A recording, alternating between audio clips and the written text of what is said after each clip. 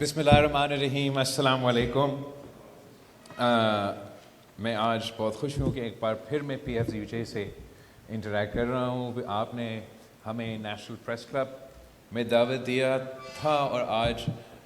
C M صاحب نے آپ کو یہاں دعوت دیا ہے۔ We are celebrating 75th anniversary of the PFUJ, and I'd like to second the Chief Minister's statement کہ PFUJ خود ایک تحریک ہے اور پاکستان کی ہر generation every generation of journalist نے اس تحریک میں اپنا حصہ ڈالا ہے۔ پاکستان پیپلز پارٹی خاص طور پہ PFUJ کا شکر گزار ہے کہ جب MRD کی موومنٹ چل رہی تھی اور جہاں سیاسی کارکن جمہوری پسند سیاستدان جدوجہد کر رہے تھے جمہوریت کے لیے، ساتھ ساتھ قدم بقدم جو صحافی برادری ہے وہ اپنا آزادی کے لیے، فریڈم آف دا پریس کے لیے جدوجہد کر رہے تھے۔ اور مظہر عباس صاحب مجھے بتا رہا تھا کہ جس طریقے سے PFUJ نے احتجاج کیا جب مساوات پہ پابندی لگی اور اس پہ بھی جو قربانیاں آپ کے سینئرز نے دیے۔ پھر اس کے بعد مجھے یاد ہے جب ARD کی جدوجہد چل رہا تھا اور جمہوریت کے لیے پاکستان پیپلز پارٹی اور دوسرے جمہوری جماعتیں جدوجہد کر رہے تھے، تو وہیں PFUJ اپنے آزادی صحافت کے لیے جدوجہد کر رہے تھے۔ اور خاص طور پہ جب اس عامر کی آخری لمحات میں جو پابندیاں لگانے شروع لگے اور ٹیلی ویژن چینلز پہ بھی پابندیاں لگی، تو شہید محترمہ بینظیر بھٹو بھی آپ کے ساتھ شانہ بشانہ کھڑی تھی۔ جب شہید بی بی واپس آئی تھی پاکستان 2007 میں، تو اس کیمپین کے سلسلے میں وہ بار بار آپ کے پریس کلبز پہ اور آپ کے فورمز کے ساتھ انگیج کرتے آ رہے ہیں۔ اندرونی لحاظ سے اور آج بھی آزادی صحافت کے حوالے سے چیلنجز ہیں، مگر میں ان چیلنجز کے علاوہ آج بات کرنا چاہنا ہوں۔ ہم پاکستان کی میڈیا کمیونٹی کو PFUJ از اے تنظیم بٹ براڈلی جو پاکستان کے میڈیا پرسنز ہیں، جو جرنلسٹ ہیں، میں آپ سب کا شکریہ ادا کرنا چاہتا ہوں کہ جس طریقے سے پاکستان کی میڈیا میں ہمارا اس بھارت کے ساتھ جو 5 دن کا جنگ رہا، پاکستان کی میڈیا برادری نے عالمی سطح پہ ایک مقابلہ ہو رہا تھا۔ بھارتی صحافت اور پاکستان کی صحافت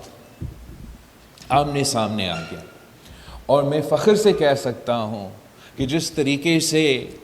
پاکستان کی ایئر فورس نے بھارت کو 6-0 ہرایا ہے، تو ویسے ہی ہمارا صحافی برادری نے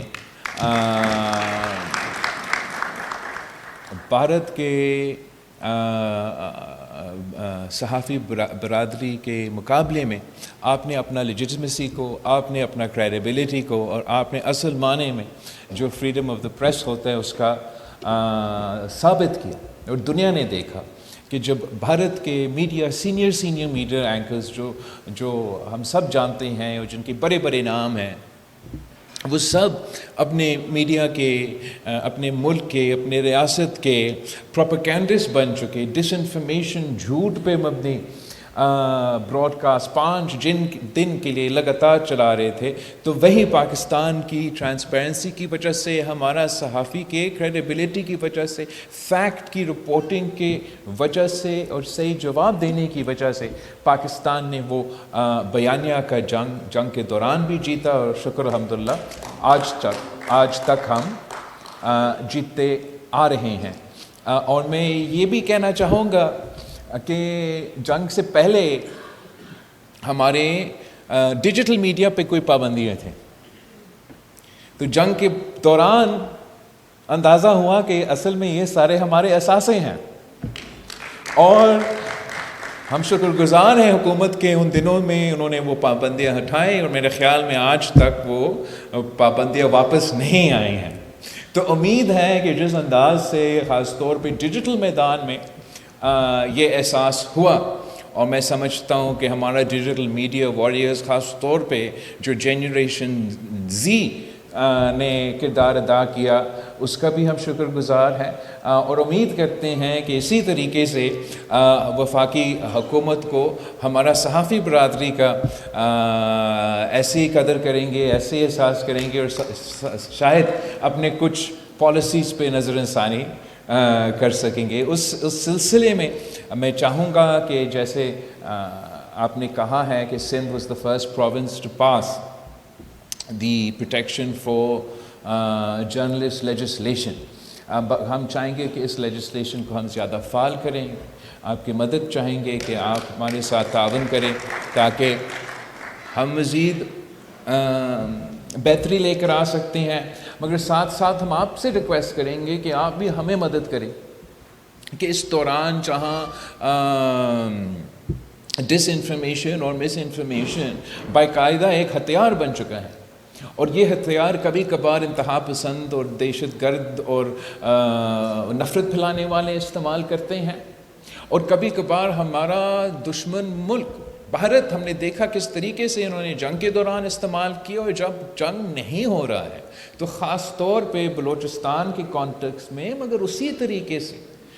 طریقے سے کچھ ہمارے سندھ کے صوبے کے حوالے سے، کچھ کشمیر کے حوالے سے مختلف انداز میں ہمارے پڑوسی ممالک منفی پروپیگنڈا پھیلاتے ہیں، ڈس انفارمیشن پھیلاتے ہیں۔ تو ہم جہاں چاہیں گے کہ ہمارا جرنلسٹ پروٹیکشن کے حوالے سے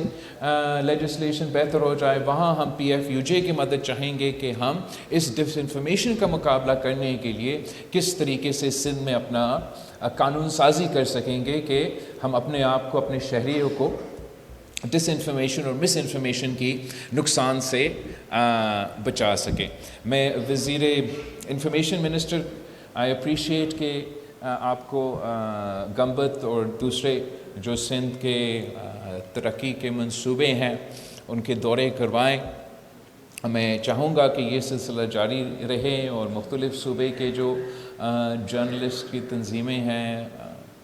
آرگنائزیشنز ہیں، ہر صوبے کے وفاق کے جو ادارے ہیں، ہم ان کو سندھ میں بار بار ان کا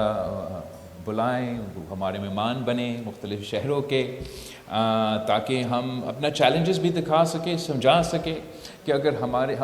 مشکلات کے سامنے کر رہے ہیں تو کیوں کر رہے ہیں، اور جو ہم نے مشکل سے کامیابیاں حاصل کیے ہیں، چاہے وہ صحت کے شعبے میں ہو، چاہے وہ ہمارے خاص طور پہ سندھ میں اس وقت جو ہم سیلاب متاثرین کے لیے 2.1 ملین ہاؤسز بنا رہے ہیں، اور یہ دنیا میں سب سے بڑا ہاؤسنگ ریکنسٹرکشن کا منصوبہ ہے، اور ہم نہ صرف اس کو اس لحاظ سے دیکھ رہے ہیں کہ یہ گھر بن رہے ہیں اور روٹی کپڑا مکان تو ہمارا وعدہ ہی تھا، مگر یہ ایک ویمنز امپاورمنٹ کا بھی اس کا ایک پہلو ہے۔ اس لیے this is the largest single largest asset transfer program since شہید ذوالفقار علی بھٹو's لینڈ ریفارمز، جہاں ہم نہ صرف گھر بنا کے دے رہے ہیں، مگر اکثریت یہ جو زمین تھا جہاں یہ مکان تھے وہ حکومت سندھ کا زمین ہے،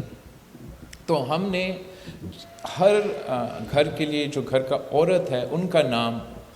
کر دیا ہے، اینڈ ویو گیون دیم، وہ مالکانہ حقوق دیے ہیں ان کو۔ تو it is not only a housing reconstruction program, it is a